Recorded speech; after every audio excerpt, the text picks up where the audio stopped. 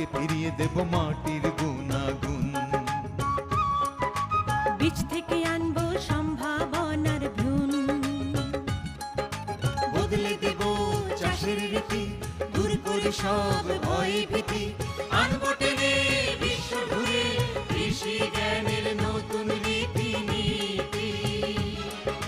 শয়নে স্বপনে ভাবনায় চিন্তায় হৃদয় জুড়ে বাংলাদেশ আর বাংলাদেশের কৃষি, কৃষি দিবানিশি